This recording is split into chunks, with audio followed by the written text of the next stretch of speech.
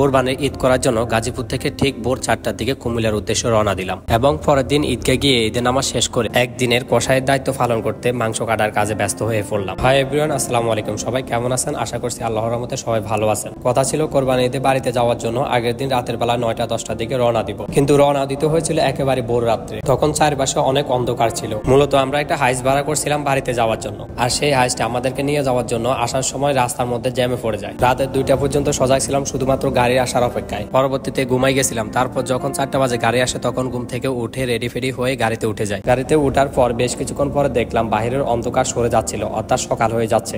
রাস্তাঘাট একেবারে ফাঁকা ছিল, কোনো যানজট ছিল না। তাই ড্রাইভার খুব সুন্দরভাবে গাড়িটা চালাচ্ছে। সকাল সকাল বাইরের ওয়েদারটা দেখতে এত বেশি জোশ লাগতেছিল যা বলার বাহিরে। যাই হোক, 1-1.5 ঘন্টা জার্নি করার পর আমরা সকালে নাস্তা করার জন্য যাত্রা বিরতি নিই। আর হ্যাঁ, আমরা যে রেস্টুরেন্টে যাত্রা বিরতি দিয়েছিলাম রেস্টুরেন্টটা খুবই সুন্দর ছিল। তাদের আউটডোর ডেকোরেশন এবং ইনডোর ডেকোরেশন দুইটাই আমার কাছে বেশ ভালো লাগছিল। সকালে নাস্তা করার জন্য আমরা কফি এবং এর সাথে 2 ধরনের বিস্কিট নিয়েছিলাম। বিস্কিট এবং কফি দুইটাই খাইতে আমার কাছে বেশ ভালো লাগছে। শুধু যে আমার কাছে ভালো লাগছে তাই না, আমার সাথে যারা ছিল প্রত্যেকেরই অনেক বেশি ভালো লাগছে। দেখে হয়তো বুঝতে পারতেছেন আমি কতটা মজা করে কফিটা খাচ্ছি। মানে কি বলবো, এক কথা অসাধারণ ছিল কফিটা। আমার ক্যামেরাম্যানের দায়িত্বে ছিল মুজাহিদ ভাই। উনি খুব ভালো মনের মানুষ। উনি আমাকে ভিডিও করার জন্য খুবই উৎসাহিত করেন। তাই উনি আমার থেকে মোবাইলটা নিয়ে ভিডিও করা শুরু করে দিলেন। তারপর আমরা এখানে বেশ কিছুক্ষণ বসেছিলাম এবং বাহিরে অনেকগুলো ছবি তুলছিলাম। তোলার পরে আমরা আবার সবাই মিলে একসাথে গাড়িতে উঠে পড়ি। গাড়ি আবার উড়াদুরা টান দিল আর আমি বাহিরের দৃশ্যগুলো উপভোগ করতেছি, আর অন্যদিকে সবাই ক্লান্ত হয়ে ঘুমিয়ে পড়ছে। আবার কিছু দূর আসার পর গাড়িতে তেল নেওয়ার জন্য একটা পাম্পে দাঁড়াতে হয়েছিল। গাড়ির তেল নেওয়া কমপ্লিট হলে আমি একেবারে ডিরেক্ট কুমিল্লা এসে নেমে পড়ি। তো আমি নামছিলাম কুমিল্লা ফোদ্দার বাজার বিশ্ব রোড। এখান থেকে একটা সিএনজি খুঁজে নিতে হবে টমসম ব্রিজ পর্যন্ত যাওয়ার জন্য। কিছু দূর সামনে হেঁটে আসার পর একটা সিএনজি পেয়ে গেলাম। তারপর সিএনজিতে উঠে পড়লাম। সিএনজি করে একেবারে ডিরেক্ট চলে আসলাম এবার টমসম ব্রিজে। টমসম ব্রিজ থেকে এবার একটা অটোতে উঠে পড়লাম, আর এই অটো করে আমি চলে যাব একেবারে হাউজিং রাস্তার মাথা পর্যন্ত।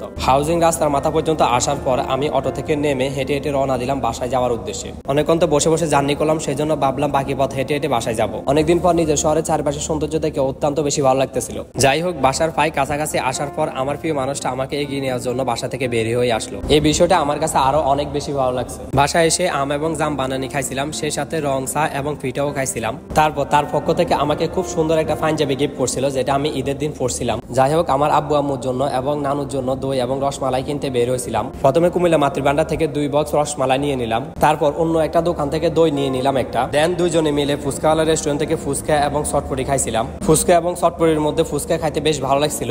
আর এই ভিডিওটা হচ্ছে পরের দিন, অর্থাৎ ঈদের দিন, যখন আমি পাঞ্জাবিটা পরে ঈদের নামাজ পড়ার জন্য ঈদগার দিকে যাচ্ছিলাম। এই হচ্ছে সেই পাঞ্জাবি, যে পাঞ্জাবিটা সেই আমার গিফট করছিল। ঈদগাহ গিয়ে ঈদের নামাজ শেষ করার পর অনেক ভাই ব্রাদার্সের সাথে দেখা হলো। অনেকদিন পর সবার সাথে দেখা করতে পেরে বেশ ভালোই লাগলো। যেহেতু কোরবানির ঈদ, পশু জবাই করতে হবে, আর পশু জবাই করতে অনেক মানুষেরও প্রয়োজন পড়ে। তাই আমাদের এলাকায় যতগুলো পশু কোরবানি দেওয়া হচ্ছে সেগুলোকে জবাই করতে আমরা সবাই মিলে সাহায্য করতে গেছিলাম। তবে এই মহিষটাকে জবাই করতে অনেক বেশি সময় লাগছে। বাকি যতগুলো গরু ছিল সেগুলো কোরবানি দিতে বেশি সময় লাগে নাই। শেষমেশ আমাদের গরুটা কোরবানি দেওয়ার পর আমি চলে আসি আমার নানুর বাড়িতে। আমাদের বাড়ি এবং আমার নানুর বাড়ি খুব একটা বেশি দূরে না, তাই আমি আমার নানুর বাড়িতে চলে আসছি। আমাদের বাড়িতে কাজ করার মতো অনেক মানুষই ছিল, কিন্তু আমার নানুর বাড়িতে তেমন কোনো মানুষ ছিল না। জীবনের প্রথম এই কোরবানির ঈদে আমি অনেক বেশি কাজ করছি। প্রতি বছর তো আমি অল্প একটু কাজ করে এদিক সেদিক ঘুরতে চলে যেতাম, কিন্তু এই বছর কাজ করতে অনেক বেশি ভালো লাগতেছিল, তাই নিজের ইচ্ছা থেকে অনেক বেশি কাজ করছি। যাই হোক, এই ছিল আজকের ভিডিও। সবাই ভালো থাকবেন, সুস্থ থাকবেন। আল্লাহ হাফেজ।